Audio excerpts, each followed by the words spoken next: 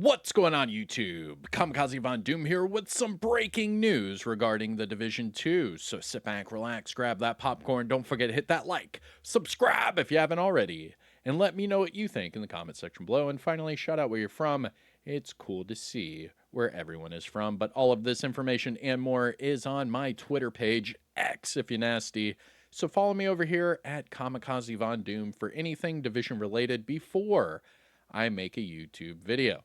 Now, this was just posted by the developers, and yes, we have some patch notes. So here we go. Now, remember, we did the live stream earlier today, so I'll do the recap after this. But long story short, let me just show you something really quick. So scrolling down here, just to give you a little, spoilers. So we did get a reveal of a new huntsman. So this is going to be a brand new NPC that will be in the open world. And apparently this NPC will be hunting you with little mini warhounds. That's right, mini warhounds. And the developers do explain this in the live stream, and I'll add that recap at the end of this. But they did say that we will have a huntsman open world enemy during the Halloween event coming up, and that this enemy will be dropping some goodies, but will also be accompanied by many warhounds. And that's all the information they gave us about this character. I believe the other things were all Halloween related. So here are the other outfits that were added. So this looks like it'll be an upcoming apparel event. So here are the three outfits, or maybe these are the three outfits that are linked with tomorrow's season. But we do have one that's glowing, looks pretty cool. One more urban, and the other one a little bit more camo. Okay. Not too bad. So you've got a little bit of, everything. Not bad at all. And then the other thing was another content creator right here, Virtuals. He typically dabbles in the Chinese stuff, and he was showing this. Let me show you. This is what's in the Chinese version. But again, this is what is in the Chinese version. This was added over a year ago in the Chinese version of the Division 2. And this is what they do over there during all of the Halloween events. They basically decorate the entire base of ops, and it just looks very festive. Obviously, the rest of the game looks the same, but this is a pretty cool little addition for the Halloween event. Now, I don't know if the developers for our game are going to do the same thing. I'm not sure. If they do, then we know that they basically just took it from the Chinese version. But who knows? Maybe they'll be adding something like that to our version of the game. But like I said, that's from the Chinese version, and we don't typically, talk about that version too much because our game is completely different. But back to what the developers said, right? So this is all about tomorrow's big update because remember, the new season starts tomorrow. And it says right here, the wait is nearly over. The upcoming season, The Pact, will start September 9th, and we're excited to bring to you a whole new chapter of action. Are you ready? And then this is the logo for this upcoming season. Now, the downtime is actually in their comments. So right here, scheduled maintenance downtime, September the 9th. This will be a 5.5 hour downtime.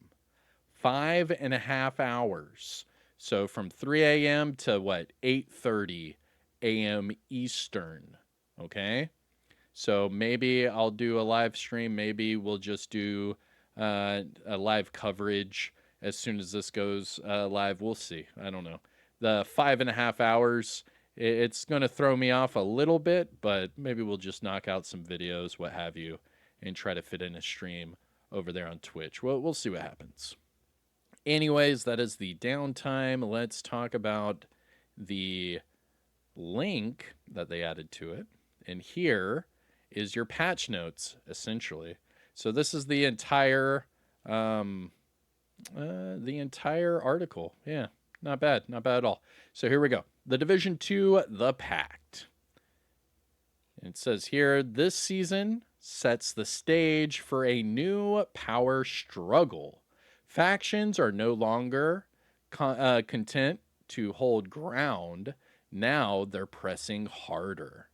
They are forcing you to fight for every block and every zone. That tension fuels retaliation. So, this is a new open world activity that expands control point mechanics and open world in a new way to earn exotic loot. Driving the focus on territory divide and conquer. Remember, that's the global modifier coming to the game.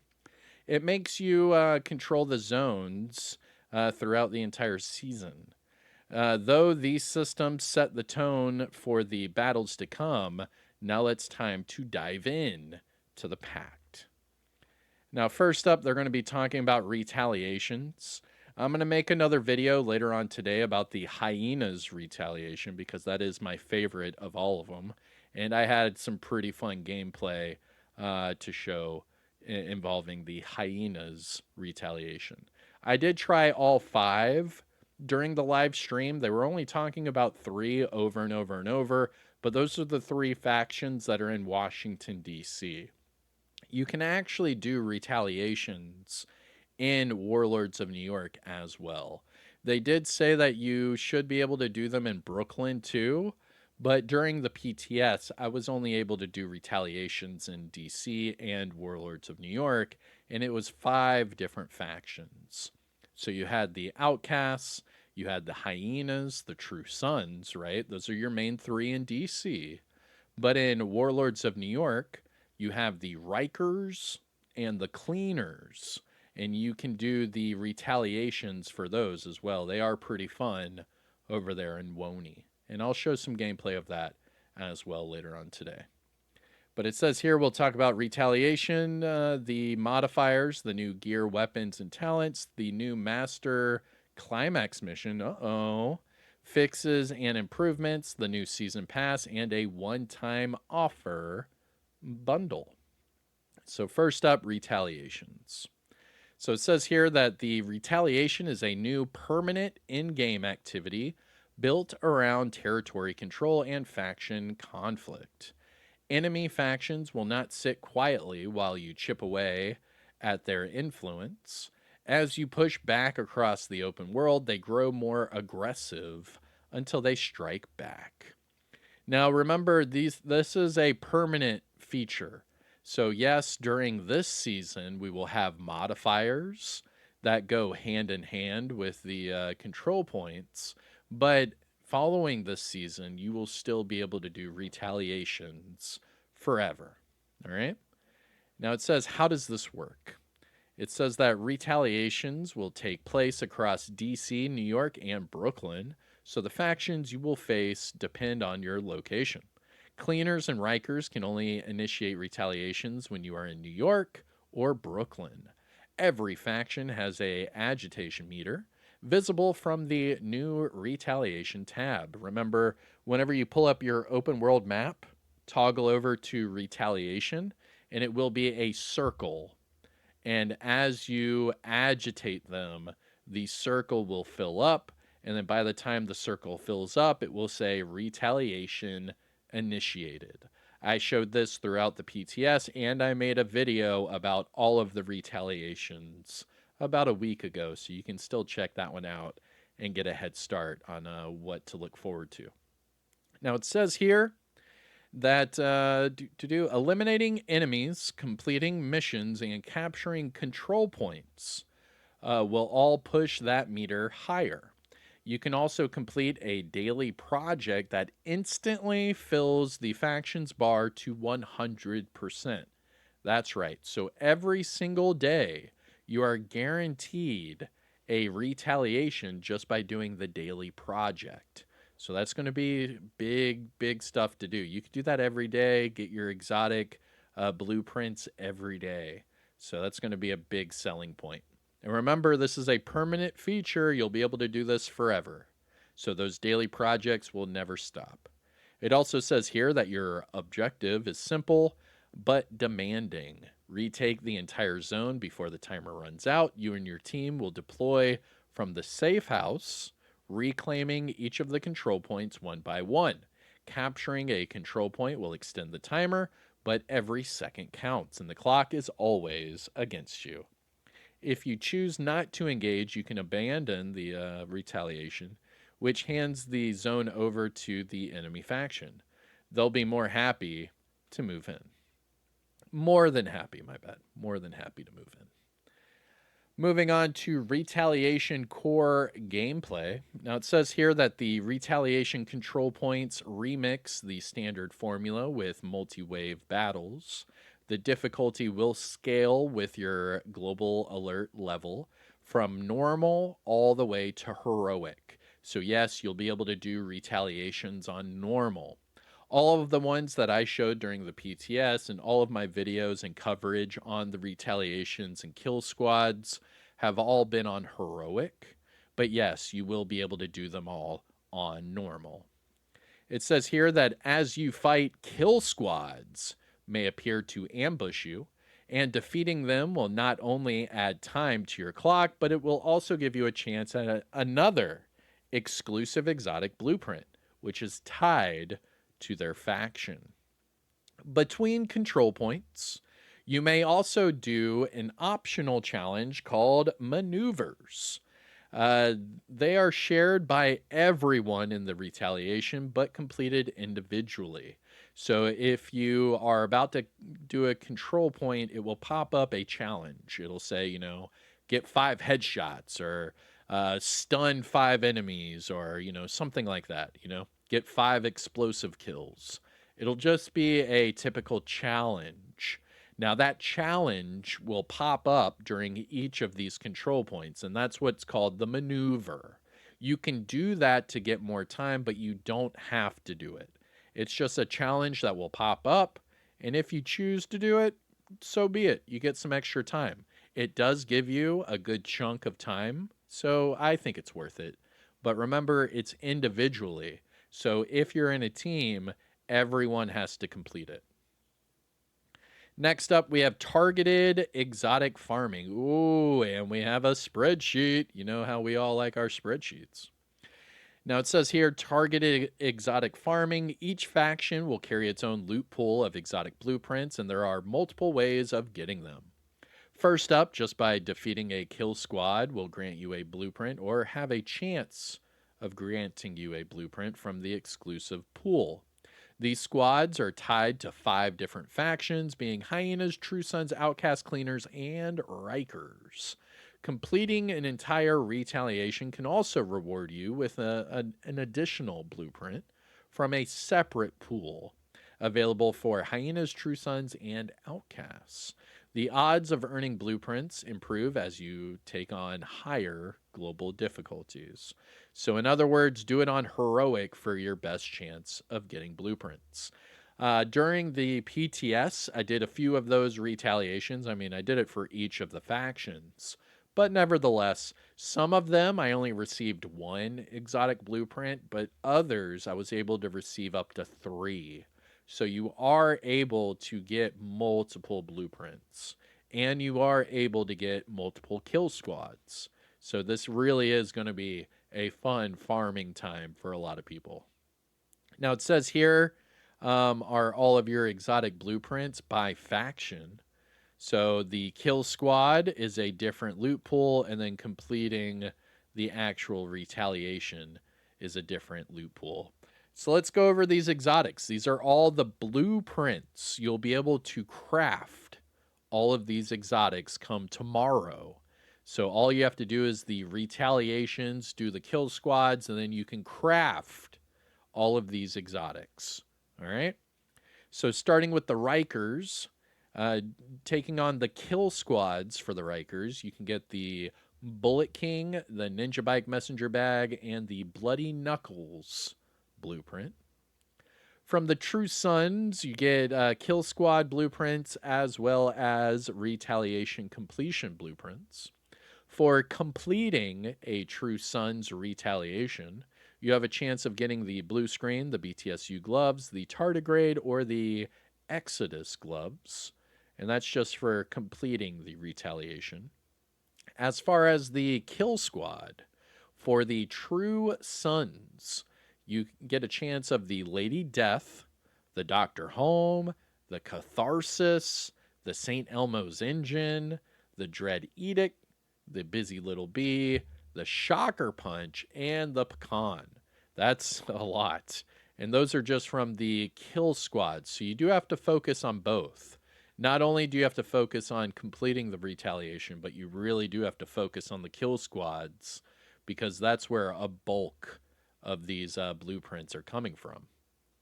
Next up, we have the outcasts. So for completing an outcast retaliation, you can get the vial, the rugged gauntlets, the waveform, or the nimble holster blueprint. For the kill squads associated with the outcast, you have the backfire, the pestilence, the sweet dreams, the collector, the memento, the Acosta's go bag, and knee pads. Not bad. That's a lot of blueprints as well. Moving on to the hyenas, and I'll show gameplay of the hyenas retaliation and kill squad later on today. But for completing a hyena's retaliation, it gives you a chance at the chameleon, the mosquito, the mantis, or the scorpio blueprint. And for the hyena kill squads, you get a chance at the merciless, the coyote's mask, Soya's knee pads, overlord, the strega, the centurion's scabbard, the sacrum imperium, and the oxpecker blueprints. Sawyer's is spelt wrong right there. And finally, for the cleaners kill squad blueprints, you'll have a chance at the iron lung, the ninja bike knee pads, and the imperial dynasty holster blueprint. Not bad. That's a lot of exotic blueprints. Now, obviously, that's not all of the exotics in the game, but that's a big chunk of them. I mean, that's almost all of them. Now, moving down, we have crafting. So crafting will play a central role in the system. So exotics are built up by using exotic components together with retaliation-specific materials that will only drop during the events. So for each of the factions, you have different exotic components as well as retaliation-specific materials. So the hyenas will have crystallized spice. The outcasts will have biohazardous canisters. The true sons will have military dog tags. The cleanas will have burning ash. And finally, the Rikers will have a crossed balaclava. Now, as far as the flexibility for these materials being converted into broken SHD watches, you'll have to exchange them from materials from other factions, allowing you to progress towards exotics outside of those groups. So, for example, say you're getting a lot of True Sons military dog tags, but you want crystallized spice, right? You'll be able to convert them. So if you're getting the same retaliation over and over and over, you'll still be able to convert those exotic materials over to whatever faction it is you want. It's basically a whole other system with a whole other set of materials that we're going to have to grind out to either, craft ourselves or exchange for other materials and then craft ourselves. It's going to be a lot of farming, just so you know. Now, it says here that the conversion blueprints, along with the exotic cache blueprints, will be available from Anaya at the base of ops. And now it says here that because retaliations take place in Warlords of New York and Battle for Brooklyn, you may encounter cleaners and Rikers as well. Even if you do not own these, you'll still be able to target their exotics by crafting those caches through the blueprints. Dang. So basically what they're saying is that if you don't have Woney or Battle for Brooklyn, you're only going to see the top 3 factions. So that would mean that you would have to then convert all of your materials to the cleaners and the Rikers to get those exotics. That does suck, but that's their way around it. That way you don't have to have Woney and the Brooklyn DLC technically. You just have to get all of these blueprints and materials to convert them. Okay. Next up, we have the new seasonal modifiers. So here it is, the nice little image here for the new seasonal modifiers for the Pact. And starting with the global modifier, remember I did videos breaking down each of these one by one because it's so much information. But here we go. Starting with the global modifier. Remember, this is the one that is tied to your control points and capturing those zones. All right. I don't want to spoil it too much, so let's go ahead and see what they wrote here. Global modifier.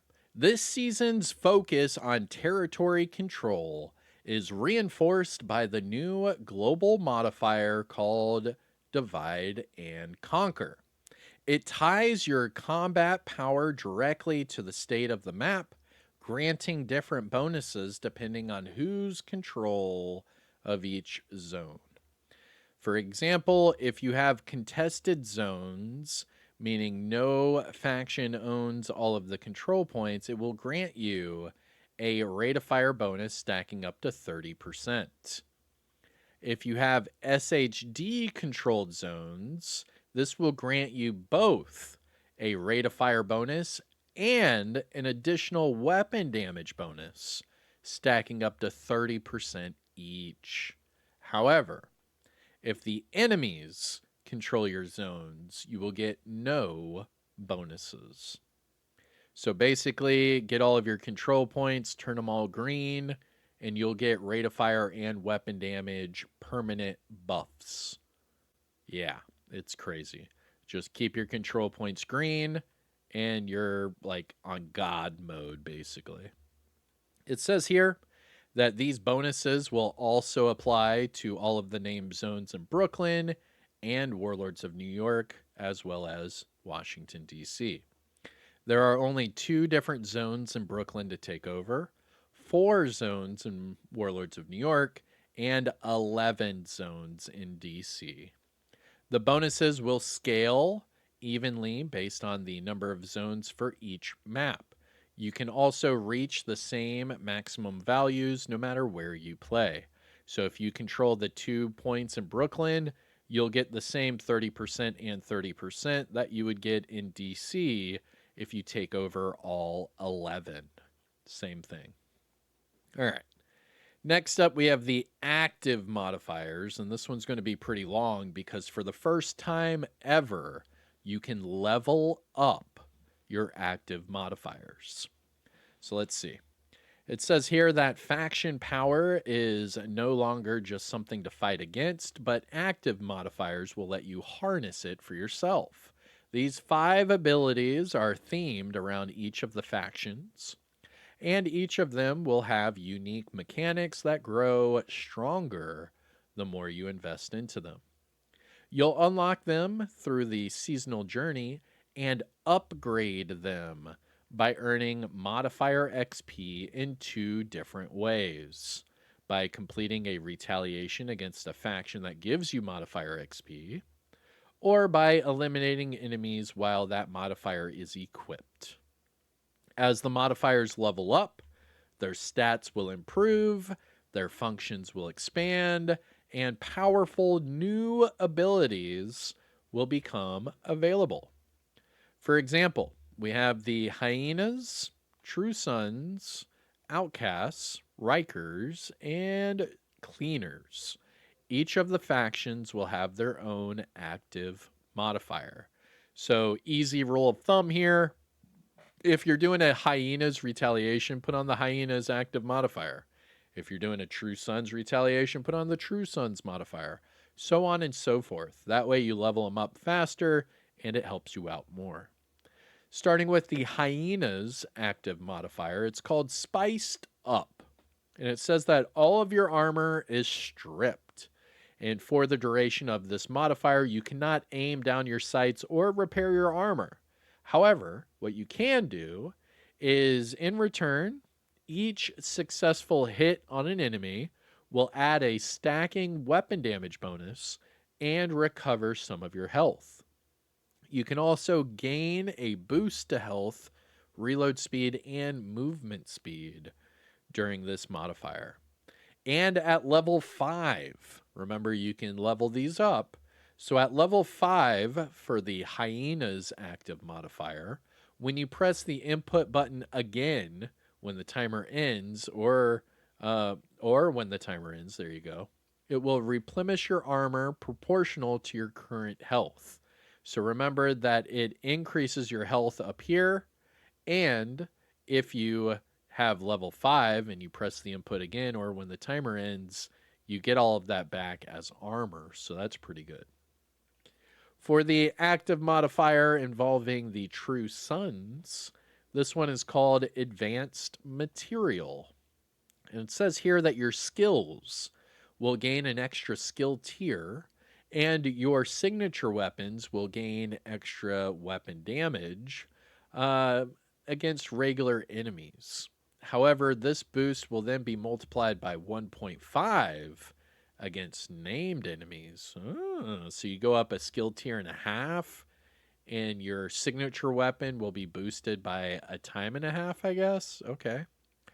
It says here that additionally, your signature weapon will gain rate of fire and reload speed boosts while the effect is active.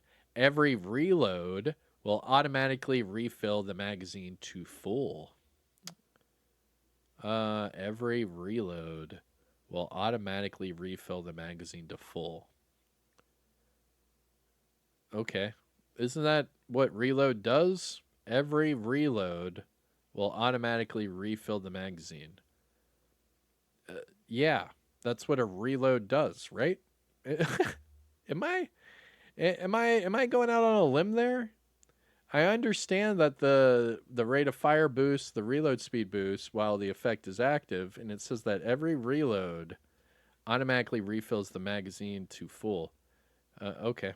I'm guessing all of your magazines, so like to all your other weapons, is what I'm guessing there.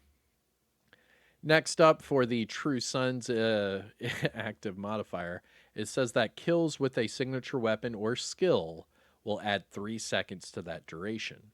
And it also says that leveling this one up to level 5, that specialization skills are now overcharged while the ability is active. Specialization skills are overcharged. Ooh, so that's your Banshee Pulse. That's your Striker Shield. That's your Mortar Turret. Ew. Yo, that's going to be dangerous. Okay. Next up, we have the active modifier for the Outcasts, and this one's called Zealot. And this one, you gain weapon damage and damage reduction. And it says that after 10 seconds, you'll begin to lose your stacks for each of these. So once you activate it, you'll gain stacks of Zealot, which will give you weapon damage and damage resistance. The stacks will lose over time, and the stacks will also... I think I just reset my entire thing. All right, very cool. It says here that once you lose all of your stacks, right? It says upon reaching 0 stacks, a damaging EMP explosion will trigger at your location. Now, this one is key, okay? So once you pop the active modifier for Zealot, right? You get weapon damage and damage bonus. This one is really strong. However, once the timer goes to 0, this is when you have to play it smart, because this EMP will explode no matter what, and it will leave you at 1 health and no armor if you do this by yourself. So you have to make sure it explodes near an enemy, because it says here for each enemy hit by the explosion, you recover armor and health. So make sure you trigger this explosion near enemies and you're good to go. Now it says here that at level 5, for each stack consumed, the EMP's explosion will have an increased damage of 2%, which is huge. So you get your stacks up, you make sure you take out your enemies. Once you consume all of your stacks and reach 0, make sure you're near more enemies for the explosion, and then the explosion will do more damage. You'll get more armor and more health. It's a really fun active modifier. I did max this one out during both phases of the PTS, and it was a lot of fun. Moving on to the Rikers, this was another fun active modifier. So this is essentially your Banshee Pulse, but as an active modifier. So it's for the Rikers, and it's called Say Cheese. So this will blind all of the hostiles that are inside of the shaped cone, just like a Banshee Pulse.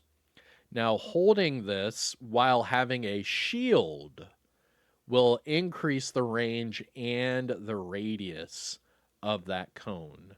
So if you hit the active modifier while you're holding a shield, it's even better. And it says here that eliminating the blinded enemies will reduce the cooldown for that modifier. And this one only levels up 3 times. And it says here that at level 3, if you eliminate a hostile while using a shield, it will reduce the cooldown by a second even further. So, what you do with this active modifier is you use it with a shield like a Crusader or a Striker shield. You pop it while the shield is out, and you take out the enemies while you have your shield out. And you'll be able to have a bigger range, a bigger radius, and less cooldown. Pretty cool. And finally, for the active modifiers, you have the Cleaners. And this active modifier is called Sanitation. So it says here that on activation, it will set the enemies within the radius on fire. Yeah, so you're a walking fire starter. The fire starter. And this one, it says that while the modifier is active, each unique enemy that is set on fire will add another stack of sanitation, which will grant you extra damage to those burning enemies. For 2 stacks, each enemy currently burning that will repair your armor. And with 3+ stacks, each of your crit hits will inflict a burn to the enemy. So you're burning enemies, you're getting stacks, you're repairing your armor, and you get burn bullets all at the same time. Not only that, but if you level it up to 3, each kill on a burning enemy will add 3 more seconds to the duration of sanitation. So you pop it, it gets everyone on fire, you have more damage towards them, you kill them, you get more stacks, you repair your armor, you get more burn bullets, you get more stacks. I mean, this is pretty crazy, right? I'm loving it. Now, as far as which ones are the best, in my opinion, I would say that the hyenas would be the worst, right? That would be number 5, because that strips all of your armor. You can't shoot. You have to hip fire and just hope you hit the enemy. No, thank you. As far as the advanced materials, I would put this one down to number 4, because it has to do with skill tiers and signature weapons. It's okay at best. But if you did level it up and you were using a skill build, I mean, you could have some fun with this in the capacitor, maybe. I don't know. It's all right. I'll put that one at number 4.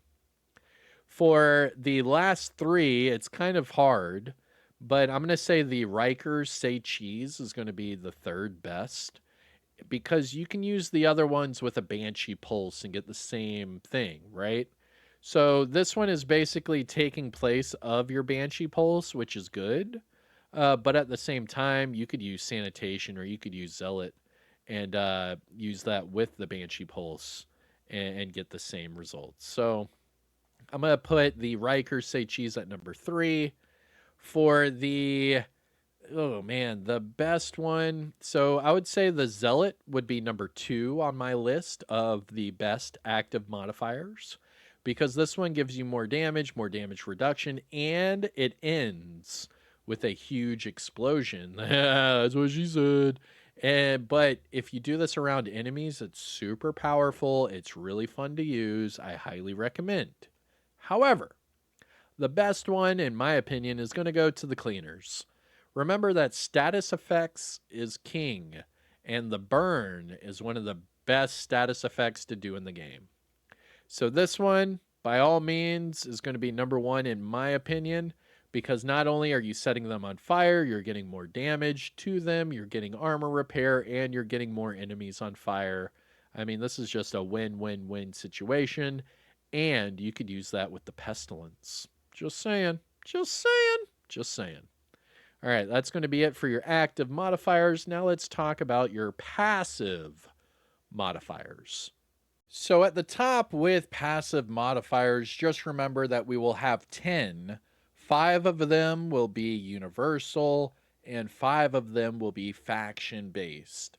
So for each of the factions, we will have a passive and an active modifier for all 5.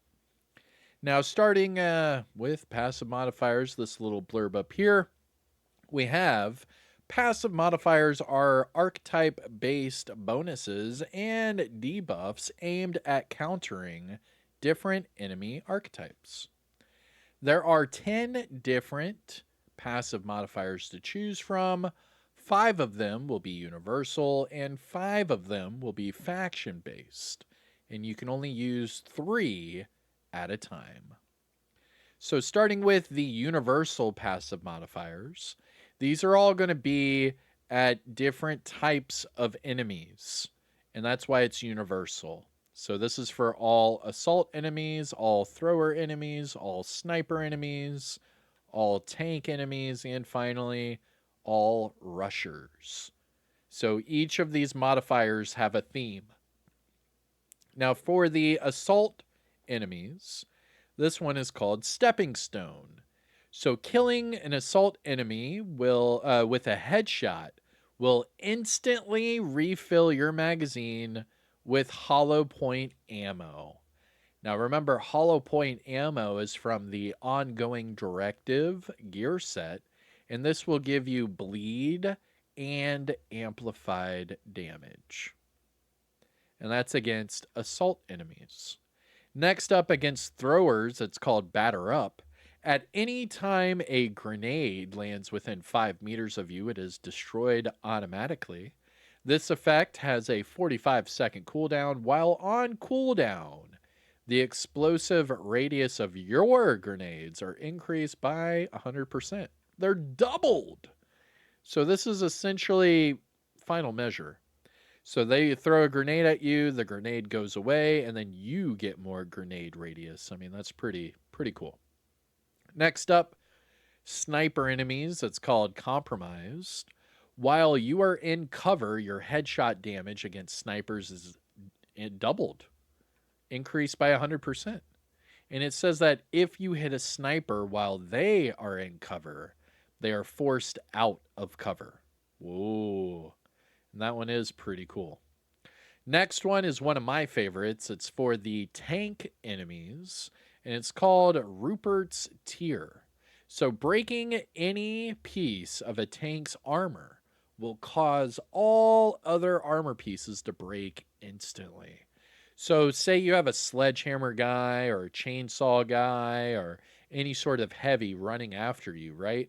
If you shoot him in the leg and break his leg armor, it will break all of the armor on the entire tank all at once. This one is super helpful. I like it a lot, and this will be super helpful for like legendary content. And finally, for the universal passive modifiers for the rusher enemies, it's called Keep Out. So rushers that are staggered if you shoot them within 10 meters, and whenever you do stagger them, you will gain 20% movement speed for 10 seconds. That one's all right, not bad. For all of these, I would say the tank one is the best, followed by assault, thrower, sniper, and then rusher. Next up, we have our faction-specific passive modifiers. So for the hyenas, this one is called Unfriendly Fire. So shooting a hyena's shield will deflect your bullets, dealing 50% damage to other enemies within a radius of that shield user. Not bad, it's alright. It's kind of like a turmoil, but only to hyenas with shields. It is what it is. Next, we have the True Sun's Immobilizer. So breaking the Immobilizer's weak point will apply foam to all enemies within 20 meters. And this will only immobilize them temporarily. So it is just a foam, but it's going to be to all enemies within 20 meters. Pretty cool. Next, for the Outcast Scorcher, breaking the Scorcher's gas canister will ignite all enemies within 7 meters, and they will burn until they die. That one's the cool part. They're going to burn until they die. That's pretty crazy. D-I-E, D-I-E. All right, here we go. Cleaners. The Cleaner's passive modifier is called Controller, and it says destroying the controller's drone will automatically break the user's weak point and shock both the controller and nearby enemies. Pretty cool. And finally, for the Rikers, it's called Leader. When the leader is killed, all enemies benefiting from their bonus will receive a bleed. And you can also gain 20% bonus armor when this happens. Pretty cool. Now, those are your faction-based passive modifiers. For these, I would probably, to be honest, I'm not really going to use any of these. I'll wait and use one of these during the retaliations, but during just normal PvE gameplay, I'm going to use the universal passive modifiers because these work for all factions, all enemies. So it just depends on which enemy you want to focus on. For me, it's typically the assault, the thrower, and the tanks. Those are my big ones because then you get your hollow points, right? The grenades don't hurt you, and you can take out the tanks very easily. That's where I would go with the passive modifiers. All right. For the hostile countermeasures, this is the modifiers that the enemies get, right? So it says that the enemies are adapting too, bringing the following advantages. So they get 3 different indicators over their heads for the 3 different buffs.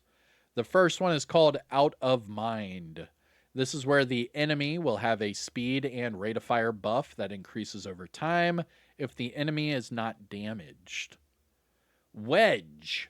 So if they have the wedge indicator over their head, this will boost the enemy's damage and nearby allies, scaling with the ally count. That's allies to the enemy. So the more enemies around them, the better for them. And finally, the hostile modifier called Overwatch. And this one will grant an overheal, to affected enemies while their gadget is deployed.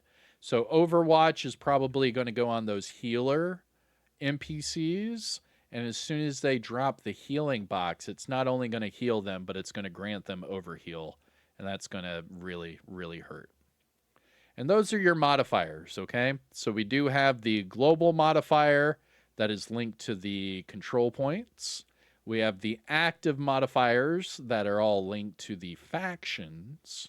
And then we have the passive modifiers that are linked to the enemy type and also factions.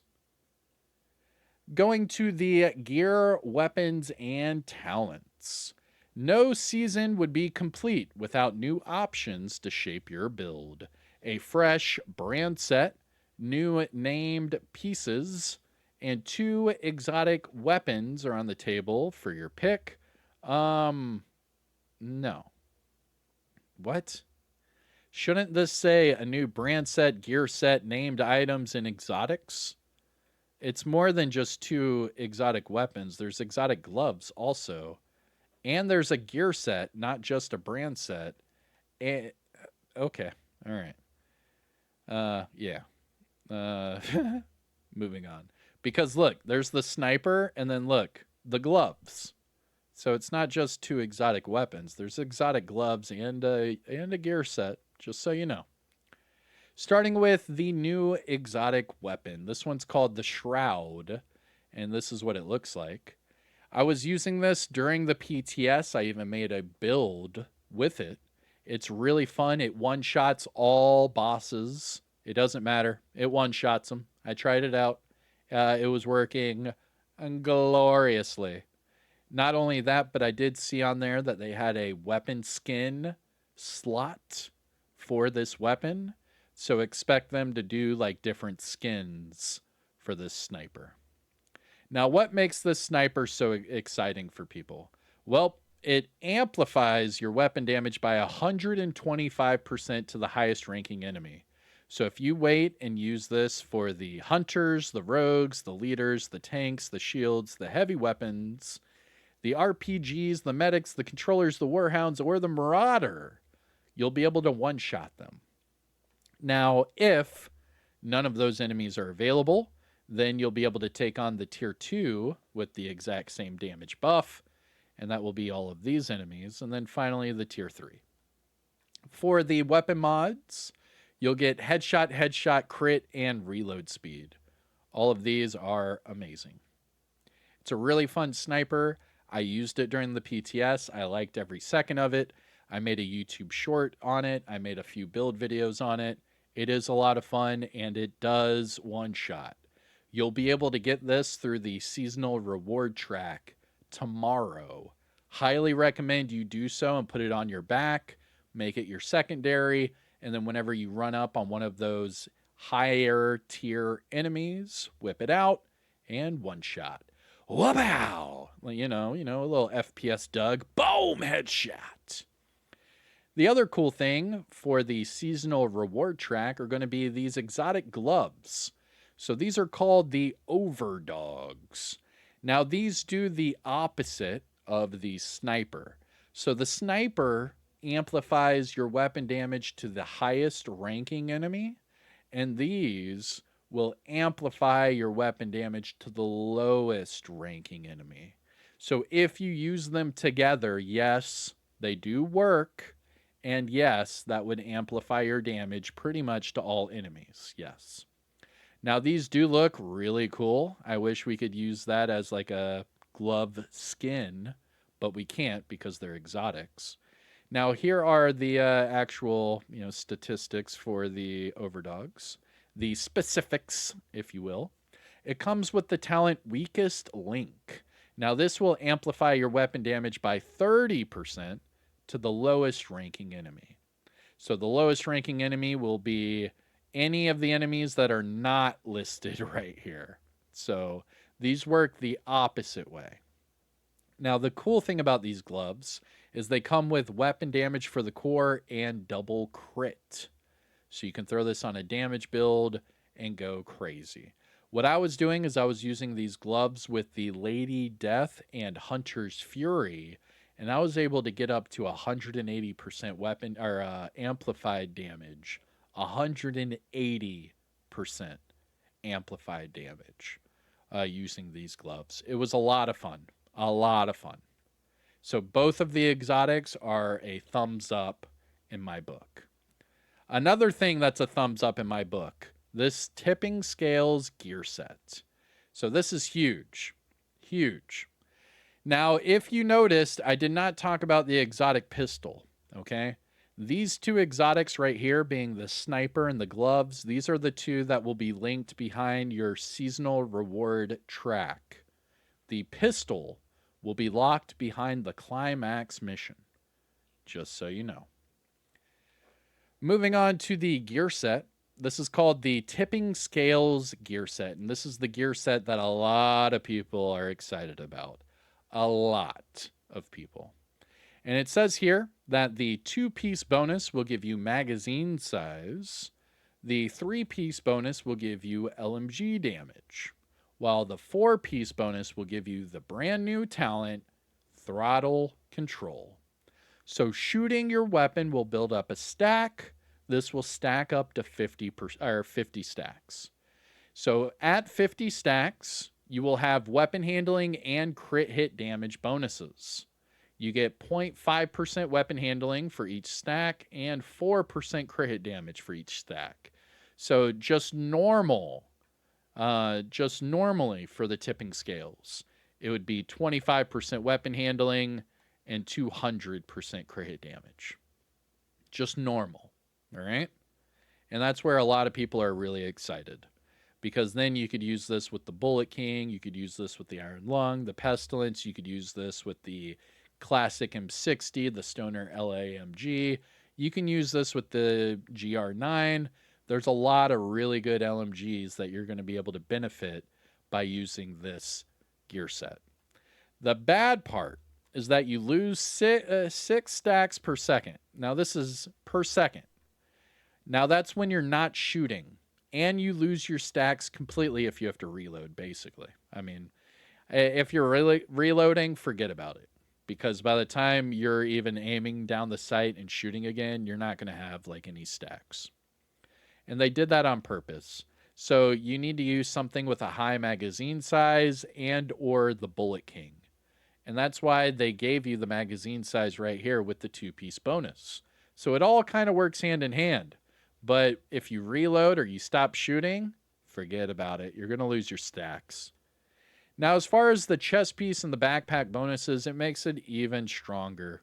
Even stronger, like ridiculously strong. Just the backpack, right? So remember this plus 4% crit damage per stack?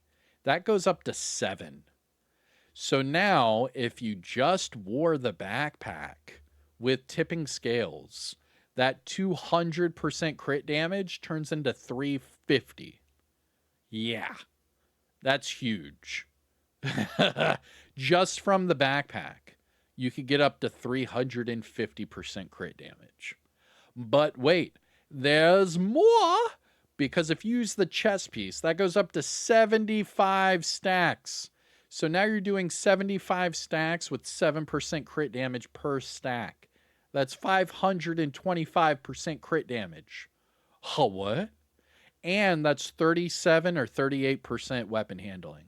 That's not as good, the weapon handling. I wish it was 1% per stack and not a half, but whatever. But still, that's going to be over 525 crit damage. It's stupid. I was using that with a Bullet King and max crit chance, and I was melting everything. Tipping scales is going to be a meta. I'm not blowing smoke, as the youngsters would say, you know, no cap. All right, I'm being serious. I'm being 100, if you will. But this gear set is going to be a meta. Watch. Just watch. Next up, we have the brand set, which is the opposite of the gear set. Where the gear set is going to be a new meta, the brand set is going to be another trash set. So, hear me out, okay? They did change this, and they said in the recap, and I'll show it at the end of this. This skill duration will now be skill efficiency. So this is different right here, okay? So they did change the 2-piece. They did listen to us. It will be a little bit better, because a skill efficiency buff is way better than a skill duration buff by leaps and bounds. The accuracy 1-piece bonus is not good. However, if you use the new named holster, this gives you accuracy. So if you use the new named holster, you're immediately getting the 1-piece bonus of accuracy. So immediately that 38% turns into 48% just from using the new named holster, which is cool, I guess. But all that does is max out your accuracy. Okay, cool. You still have to, do everything else with your build. I don't see accuracy as the biggest winner here. I wish that this was like 10% weapon handling and this was like 20% weapon handling. And then if you put this with that, you would get 30% weapon handling. That would be amazing. But the fact that it's just accuracy, it's not reload speed, it's not swap speed, stability, and all of that with weapon handling. It's just accuracy. It's really not like the best thing. Like, yeah, you could utilize that with like a shotgun and get all of your pellets to like hit in the same spot. That would be very useful. You could use this with an LMG. That could be very useful. But I don't know. The accuracy part, I don't know. I'm kind of lost. Now the two-piece skill efficiency, it's not going to be skill duration. It's going to be 5% skill efficiency. It's all right. It makes it better, but it's still meh. It's still all right. Because then you could utilize that with, like, say, the ninja bike and then get skill efficiency that way and then add it with all the different skill base sets. I mean, you could use it. It could be fun. We'll see. Now, the three piece gives you 30% marksman rifle damage. This is wasted, in my opinion. We have Breaking Point, we have Aces and Eights, we have Araldi, we have Habsburg, Guard, and we have Hotshot. All of those are going to give you better stuff at three-piece bonuses rather than using this. If you have to use a three-piece bonus to get 30% marksman rifle damage, at least have some sort of like headshot or something else to help out the build. Again, if this was weapon handling and not accuracy, I could see it. But because it's just accuracy, it's not really going to help out your marksman rifle build that much because you're still, I don't know. I don't know. I guess that's kind of, subjective to your playstyle, I guess. So all I'm saying is the three-piece bonus being marksman rifle damage is not good compared to all the other sets where you could have a three-piece bonus of marksman rifle damage and get headshot and weapon handling and all of the other bonuses that you would actually need. So like I said, the gear set, top tier, right? The brand set, bottom tier. I don't like this brand set. And you can tell me in the comments, how you would use this, how you would utilize it, but it's not going to be like game changing, It's just going to be another way that you could use it, but it's not going to be the best way. You see what I'm getting at? And then finally, for the brand set, we have the new chess piece called the Slight. And this named chess piece will come with the talent Perfect Protected Reload. And this one will give you 40% bonus armor when you're reloading, and it will grant up to 30% of your armor as bonus armor to all of your allies when they're reloading. And it's based off of your blue core attributes. So 0 for 0 tiers, probably 5% per tier. And then if you have all 6 blues, you give them 30%. You can see how that goes. Here is a image of the new tipping scales gear set. Again, tipping scales is going to be big. I'm telling you, farm that tomorrow immediately. Tipping scales is going to be fun. Next up, we have our weapons. So we have our new named weapons and a new weapon talent. So the new weapon talent is called Soft Spot. And this one is destroying a weak point will give you weapon damage of 27% for 15 seconds.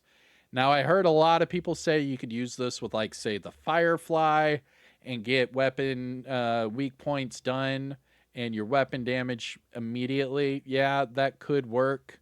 It is for 15 seconds. I mean, I do understand where you're coming from with that. I will try it out.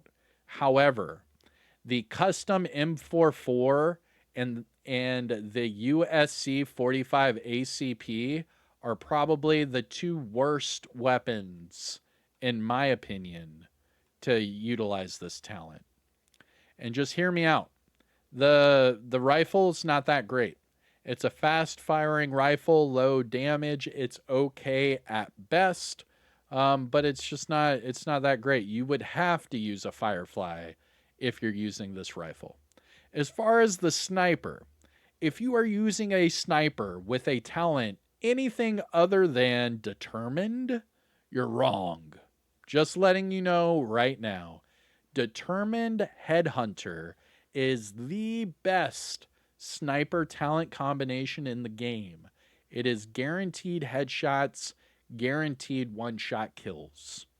So if you're trying to use a sniper with anything other than that combination, you're already losing. because why would you do anything other than a guaranteed headshot kill? Come on. Come on. What are we talking about here? Now, if you put this on an LMG and maybe an SMG, this would be amazing. Like, say, an MG5 and a Vector, this would be amazing. Because then you could run around with a Firefly, pop the weak point, and then just go ham-a-lamb. Whether it be burst damage with a Vector or it could be sustainable. Well, no, it'd be burst damage with the MG5 as well. But the fact that it's a USC 45 ACP and a custom M44, I don't like it. Not only that, but breaking a weak point is really not helpful in PvP. I like to PvP, and this will do absolutely nothing for me. Moving on to the Master Climax mission, and this is the only way to get the new exotic pistol called the Tempest, and this is the full exotic, or a full automatic, there you go, pistol. It's the only full automatic pistol in the game. It's a lot of fun. I made a couple build videos with this, and I made a breakdown of this. It is a lot of fun. The talent is not my favorite, but let's talk about that. So, starting with Master Climax mission. So, successfully completing the Climax mission on Master difficulty for the first time will guarantee you the new exotic pistol called the Tempest as a special reward. It can also drop at any difficulty, but it will be at much lower of a chance rate. The higher the difficulty, the better the odds. Now, this weapon is a fully automatic 93R pistol. This pistol will deal 25% amplified damage for 20 seconds after your shield is broken. But, like I was showing in the gameplay and in my build breakdowns for this pistol, just the pistol itself is very strong. It's super strong. You don't even need the talent. And the way the developers were explaining the reasoning behind the talent is that this is like a contingency plan, like a emergency. You don't need this amplified damage. The pistol is already very strong. But if you use it with a shield and the shield's broken, this will give you that oomph that you need to overpower whatever enemy just broke your shield. And that's going to be locked behind the new Climax mission. Next up, we have fixes and improvements. First up, the maximum expertise level is now permanently set to 30. If you have weapons or gear already at expertise level 30, those are the highest items in the game. You cannot go over expertise 30. This is now your permanent cap for the Division 2. Now, this change will ensure that you don't outpace the challenge level that the game currently offers. This will also provide a clear upper limit for your gear's power level, and it will make it easier to invest in a wider variety of items. This will allow you to explore different playstyles and engage with the game in different ways. All right. Fair enough. Next up, we have gear and weapon fixes and improvements. They fixed an issue with the loadout swapping that caused multiple talents to stack with the abridged talent. So the exotic bug or glitch or whatever you want to call it, the Tinkerer glitch is fixed. They updated the weapon and gear targeted loot to contain all eligible exotics. Updated weapon and gear targeted loot to contain all eligible exotics. So that will include the Dark Zone as well. That's going to be very well received.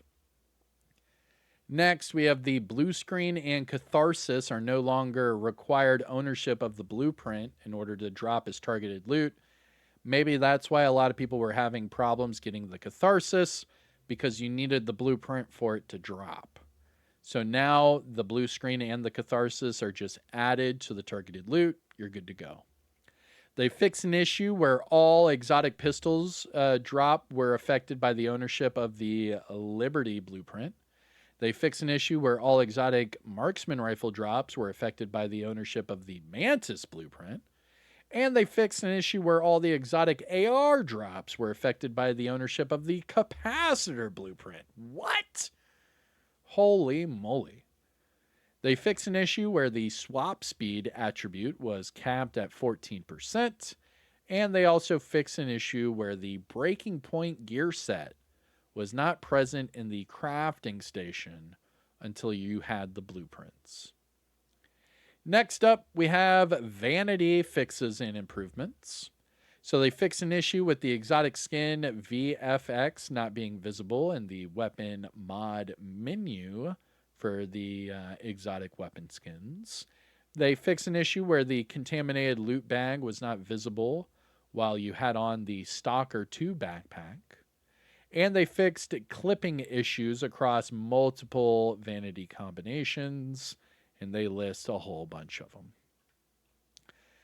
Finally, we have other fixes and improvements, and then we get to talk about the seasonal pass. They fixed an issue where the stash appeared empty. They fixed the stash space. They fixed the stash space. That's what it says. It says that they fixed it. We'll see. They fixed an issue where the neutralize named enemies project was not shared within the group. They fixed an issue where the seasonal XP events were not granting rewards. Fixed an issue where the Shade Watch was not showing a placeholder image. They fixed an issue where the placeholder images were appearing in the crafting requirements wrong. They fixed an issue where the Outcast icons were being displayed as Black Tusk.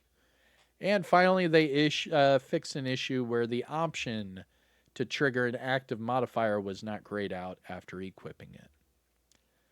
Very good. Now we are finishing up with the Season Pass and one-time only bundle. So the one-time only reward, we'll talk about that here in a second, but here is your new seasonal pass. So it says here that the optional seasonal pass is available for all Division 2 players starting at level 1. It's priced at 1,000 premium credits, which is about $10 US. The in-game store is available for everyone, so at level 1 you can also get the seasonal pass if you want. Now, additionally, the players can opt for the Premium Plus option. So the Premium Plus option will be $30.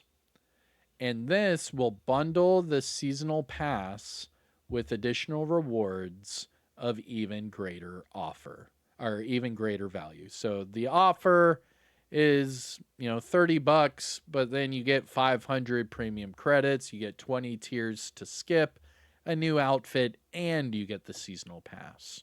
So you get all of that together. Or just the normal seasonal pass will be $10. All right.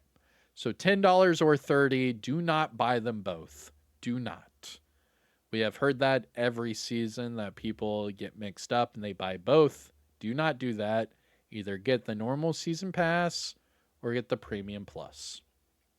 Now it breaks it down right here that players with the seasonal pass will get 10 gear dies, 10 weapon skins, 2 outfits, 2 patches, and 400 premium credits. Or no, the free one's down here, my bad. So this is the premium track. You get 10 additional gear dies, 10 additional weapon skins, 2 additional outfits, 2 additional patches, and 400 premium credits.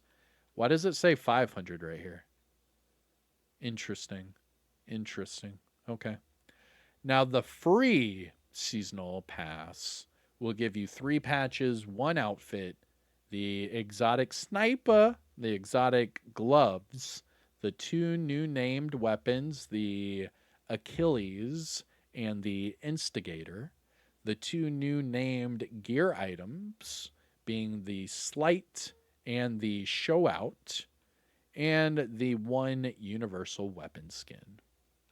Now it says here that both tracks will also feature multiple caches to unlock along the way. And finally, we have a new one-time offer bundle. And this one will come with a new helmet right here with a red visor and HUD display. Looks pretty cool. All right, so this one-time offer. It says here, do not miss out on this exclusive one-time offer available for $20. It includes 2,000 premium credits plus 600 bonus premium credits, so 2,600 credits. And as a bonus, you get the Red Eye headgear, a cosmetic built to turn heads as much as it protects them. Very cool. It is pretty cool looking. I'm not going to lie. So you get 2,600 premium credits and a helmet. Not bad. And that is for $20. All right. So you're technically getting $26 of in-game currency with a helmet for $20. All right, then. And that, my dear agents, is the entirety of the patch notes. I know it's a long one, but this is also a recap, so I'm also going to show you what the developers had to say. So I hope you have your popcorn ready, because we're about to jump over to the developers as well. But all of this information and more is on my Twitter page, X if you nasty. So follow me over here at Kamikazevondoom for anything Division related before I make a YouTube video. But that's it for me. Stay tuned for what the developers had to say, and I'll see you in the next one, all right? Peace out. Oh, yeah, and roll that footage. Yeah. It's a good time to see him talking about the next season. Thank you. Bye-bye. See you. Bye.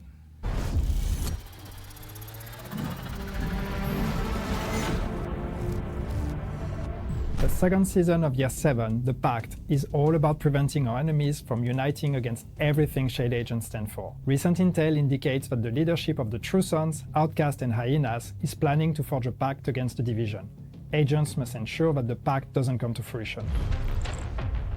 Disrupting enemy plans always comes with consequences. The Division 2, The Pact, launches a new open-world activity called Retaliation, which adds new mechanics to control points, expanding on those in the open world. To initiate a Retaliation event, just keep doing what you do best. Keep the streets safe. In the new Retaliation map tab, you'll be able to monitor the agitation levels of all factions. Once the meter reaches 100%, the triggered faction will retaliate by taking over a random name zone and all its control points. Your mission? Infiltrate the zone and retake every control point within a set time limit. But it won't be easy. As you move between control points, kill squads, enemy units composed of each faction's most elite fighters, will ambush you when you least expect it. As you rush from one control point to the next, you'll have the chance to complete a set of challenges known as maneuvers. These will test your mastery of the game's mechanics and reward you with valuable extra time. During the pack season, Retaliation events are the most efficient way to earn modifier XP, which is required to level up your seasonal active modifiers. You'll also gain bonus modifier XP for each eliminated enemy. With the launch of Retaliation, we're also introducing a new targeted method for acquiring exotic items. Most exotic items will now be tied to specific factions, requiring players to obtain a blueprint and gather materials to craft them. These blueprints can drop by eliminating all members of a kill squad from the relevant faction. Each control point you capture during a retaliation will grant a unique material tied to the retaliating faction, which plays a key role in the exotic item crafting process. Retaliation is a permanent addition to the game and will continue to be available even after the Pact season ends. So gear up, think fast, and don't let the enemies take the upper hand. With the main themes of the season being territory control and factions, the Division 2, The Pact, introduces the new global modifier Divide and Conquer. Divide and Conquer grants bonuses for each name zone on the map. These bonuses vary depending on the zone's occupation status. If no faction owns all of the control points in the zone, it is considered contested, and a rate of fire bonus is granted. For the control points under SHD control, both the rate of fire bonus and an additional weapon damage bonus are granted. If an enemy faction controls the entire zone, no bonuses are applied.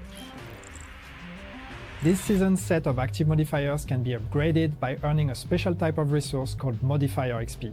There is a total of 5 active modifiers, which tie to one of the following factions: Hyenas, True Sons, Outcast, Cleaners, and Rikers. The currently equipped active modifier will gain a small amount of modifier XP for each enemy you eliminate. Completing retaliation events, regardless of success or failure, grants the largest amount of modifier XP. However, this XP applies only to the active modifier for the faction featured in that event. Every active modifier in the Pact has 5 upgrade levels. For example, the True Sons themed modifier, Advanced Material, enhances your signature weapons and skills for its duration. Initially, the bonuses it grants are modest, but as you level it up, those stats improve. You can expect each active modifier to improve in a similar way as you gain modifier XP and level them up, boosting their stats and unlocking new effects along the way. This season's passive modifiers also reinforce the faction theme. 5 of them are faction agnostic, applying to any enemy of a specific archetype: rusher, tank, sniper, assault, or thrower. The remaining 5 are faction-specific, affecting only enemies from a particular group: Hyena's Shields, True Sons Immobilizers, Outcast Scorchers, Riker's Leaders, or Cleaner's Controllers. To push back against the division, hostiles are gaining the following bonuses this season. Out of Mind provides a movement speed and rate of fire boost that keeps increasing up to a max cap if the enemy NPCs are not damaged for a time. Wedge boosts the affected enemy's outgoing damage as well as that of nearby allies. And finally, Overwatch grants overheal to affected enemies for as long as their gadget is deployed.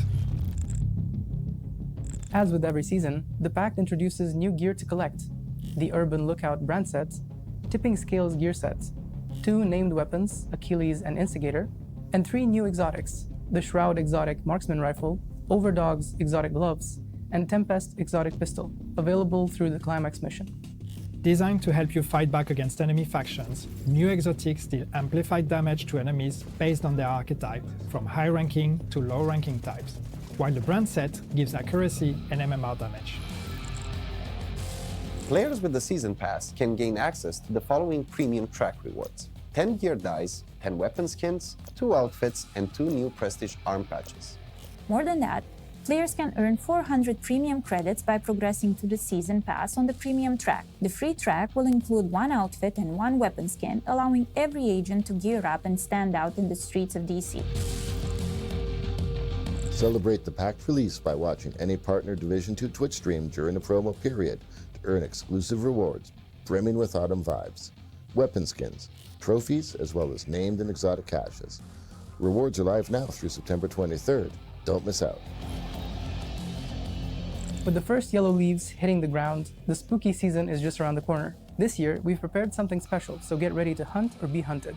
Introducing the Houndsman and his pack of mini warhounds, the new Halloween event offers agents a perfect opportunity to test their skills against new enemies and earn hefty rewards, including exotic weapons and new high-end cosmetic items. And Season 2 wouldn't be complete without marking Black Friday in style. Just like last year, we're celebrating the dedication of our SHD agents by introducing new veteran rewards and relaunching the referral program. So whether you're a seasoned veteran or a new recruit, make sure to invite friends and participate in a friend referral program to get a fresh set of rewards dropping later this season. The season is just getting started.